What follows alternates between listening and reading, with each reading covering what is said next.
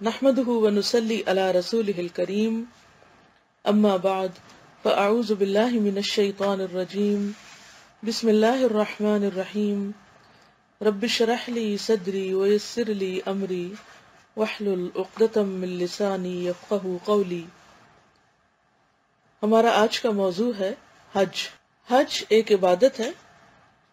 وہ استطاعت رکھنے والے کے اوپر زندگی میں ایک بار کے لیے فرض ہے۔ جو آدمی استطاعت نہ رکھتا ہو، یعنی طاقت نہ رکھتا ہو جسمانی طور پر یا مالی طور پر،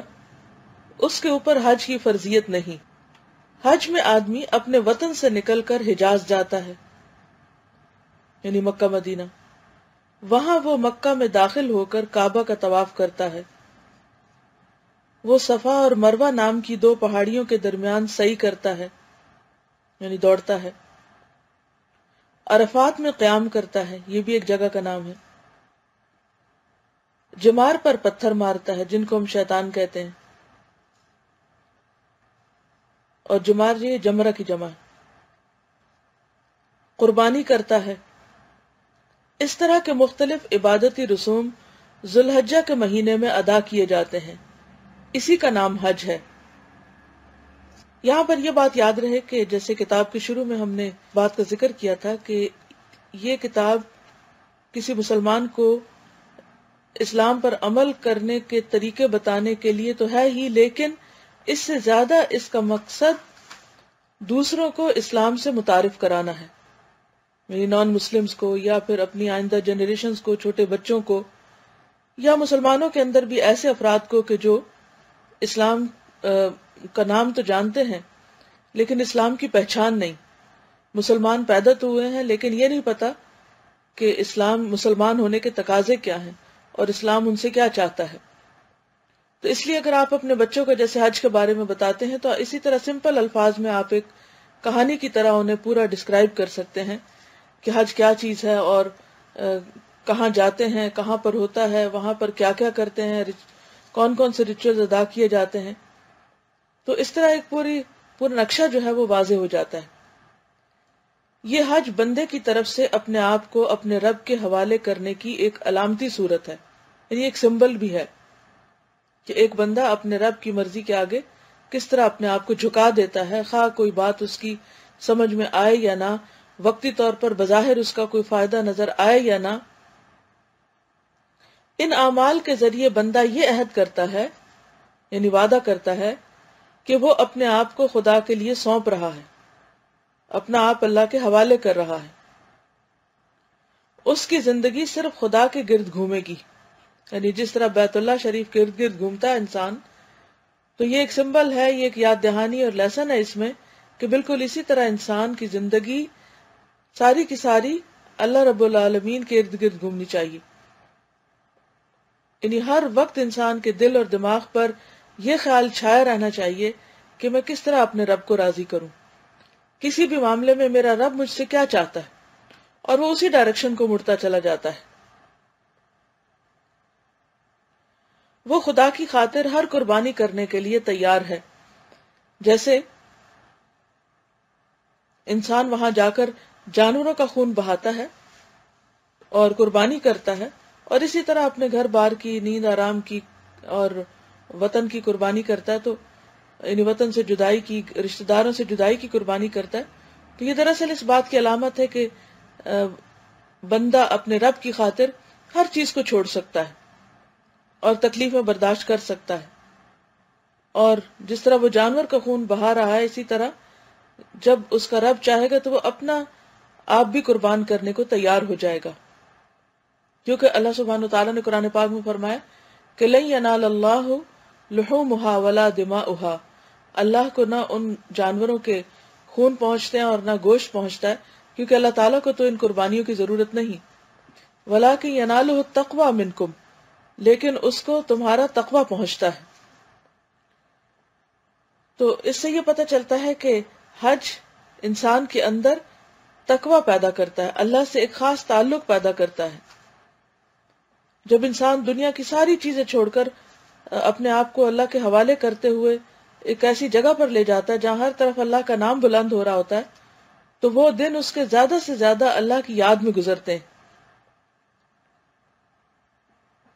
وہ اس کے لیے ایک تربیتی سبق بھی ہوتا ہے کہ واپس آ کر انسان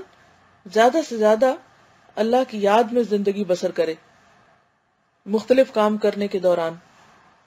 حج کے عمل کے دوران آدمی کعبہ کے معمار حضرت ابراہیم علیہ السلام اور حضرت اسماعیل علیہ السلام کو یاد کرتا ہے، یعنی اس کی ہسٹری یاد آتی ہے، اور کس نے بنایا اور کہاں سے یہ سب شروع ہوا، قدرتی طور پر ان سب باتوں کا خیال آتا ہے۔ وہ پیغمبر اسلام صلی اللہ علیہ وسلم کی تاریخی یادوں کو دیکھتا ہے۔ جہاں تاریخی یادگاریں نظر آتی ہیں وہاں پرسنلی مجھے جب بھی مدینہ جانے کا اتفاق ہوا تو میں چاروں طرف دیکھتی ہوں کہ نئی نئی عمارتیں بن چکی ہیں اور پورا کلچر تبدیل ہو گیا ہے۔ تو ایک طرف یہ بات بہت دل کو سکون دیتی ہے کہ میں رسول اللہ صلی اللہ علیہ وسلم کے بالکل قریب پہنچ گئی ہوں۔ مدینہ میں ہوتے ہوئے یہ احساس رہتا ہے، اور پھر خصوصاً جب مسجد نبوی کے اندر ہوں تو احساس اور بھی بڑھ جاتا ہے، درود شریف پڑھنے میں اور لطف آتا ہے۔ پھر جب روضہ مبارک کے اور قریب پہنچتے ہیں تو یوں لگتا ہے بس چند فٹ کا فاصلہ رہ گیا، اور پھر یہ دعا دل سے نکلتی ہے کہ اللہ قیامت کے دن بھی ہمیں آپ کا قرب نصیب کرے اور ہم آپ کے مقرب ترین بندوں میں سے ہوں۔ تو وہاں پر جہاں اور ساری چیزیں تبدیل ہو گئی ہیں، تو ایک تو نبی صلی اللہ علیہ وسلم کا وہاں پر قبر مبارک کا ہونا دل کو ایک بہت تقویت دیتا ہے۔ دوسرے یہ کہ میں ہمیشہ سوچتی ہوں کہ یہ زمین وہی ہے اور یہ آسمان بھی وہی ہے اور یہ فضا بھی وہی ہے۔ جیسے میں چل رہی ہوتی ہوں تو سوچتی ہوں جس فضا سے میں گزر رہی ہوں شاید اسی جگہ سے کبھی نبی صلی اللہ علیہ وسلم گزرے ہوں، یا جہاں اس وقت میرے قدم ہیں شاید کسی وقت اسی زمین پر یا زمین کے اس حصے پر اللہ کے رسول صلی اللہ علیہ وسلم کے قدم آئے ہوں اور وہ گزرے ہوں۔ اور پھر خاص طور پر جب اسلامی تاریخ پڑھتے ہیں اور اصحاب صفہ کا کردار پڑھتے ہیں اور مسجد میں تعلیم اور خطبے اور ان تمام چیزوں کا ذکر پڑھتے ہیں، تو جو کچھ بھی آج اللہ کی دی توفیق سے بندے وہاں پر کر رہے ہیں ان ایکٹیویٹیز میں سے،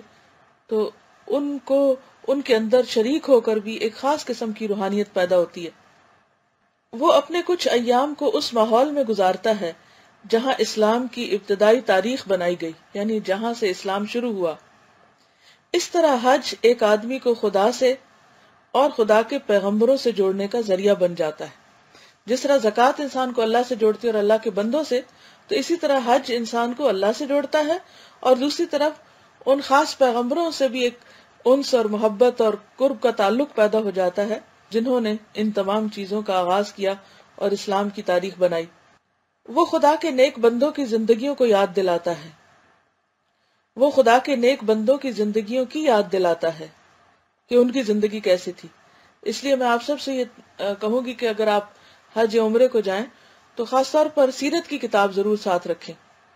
اور سیرت کا مطالعہ کریں۔ مثلا ہم ایک بار عمرے پر گئے تو وہاں ہم اپنے ساتھ رحیق المختوم لے گئے، تو جب احد پہاڑ کو وزٹ کرنے کے لیے گئے تو ہم نے پورا جنگ احد کا تذکرہ وہاں بیٹھ کر پڑھا۔ اس سے ایک بالکل کیفیت اور فیلنگ ہی اور طرح تھی۔ ساتھ ساتھ ہم وہ پڑھ رہے تھے اور ساتھ ساتھ اس علاقے کو دیکھ رہے تھے، اور اس پوری جنگ کا نقشہ جو تھا وہ ذہن میں تازہ ہو گیا۔ تو اسی طرح اور بھی جو اچھی کتابیں ہیں، یعنی تاریخ سے متعلق، صحابہ کی زندگی سے متعلق، انصار سے متعلق، وہ آپ وہاں پر ضرور ساتھ رکھیں اور ان کو پڑھیں، تو اس سے ایک خاص آپ کو سکون اور خوشی اور ایک کنیکشن محسوس ہوگا۔ ہم جس دنیا میں اس وقت بستے ہیں اور جس طریقے پر زندگی بسر کر رہے ہیں، جب ہم کتابوں میں پڑھتے ہیں تو وہ بالکل اس سے بہت مختلف معلوم ہوتی ہے، اور کبھی ہم اس کو پوری طرح امیجن نہیں کر پاتے۔ لیکن اگر یہ علم وہاں جا کر حاصل کیے جائیں، وہاں جا کر پڑھے جائیں، تو ایک خاص قسم کا کنیکشن اور تعلق اپنی بنیادوں کے ساتھ اور روٹس کے ساتھ ہوتا ہے۔ وہ اسلام کی تاریخ سے زندہ تعلق پیدا کرنے کا ذریعہ بن جاتا ہے، یعنی حج کا یہ سفر جو ہے۔ اسی کے ساتھ حج ساری دنیا کے خدا پرستوں کو متحد کرتا ہے، یعنی سب اکٹھے ہوتے ہیں اور ایک دوسرے سے تقویت پاتے ہیں۔ وہ دنیا بھر کے ایمان والوں کے ذہن میں اس حقیقت کو تازہ کرتا ہے کہ ان کی نسلیں اور ان کی قومیتیں خواہ الگ الگ ہوں مگر ایک خدا پر عقیدہ ان کے عالمی اتحاد کی مضبوط بنیاد ہے۔ وطن کے اعتبار سے وہ خواہ کتنے ہی مختلف ہوں، مگر ایک خدا کا پرستار ہونے کے اعتبار سے وہ سب کے سب ایک ہیں اور ہمیشہ ایک رہیں گے۔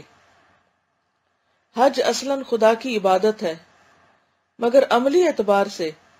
اس میں دوسرے بہت سے ملی فائدے بھی شامل ہو جاتے ہیں، یعنی ملت یا امت کے اعتبار سے بھی بہت سی فائدہ مند چیزیں انسان سیکھتا ہے، اور ان فائدوں میں سے ایک فائدہ ملی اتحاد ہے۔ تو اللہ تعالیٰ سے دعا ہے کہ وہ ہمیں بہترین مسلمان بنائے اور بہترین طریقے سے ان عبادات کو کرنے کی توفیق دے،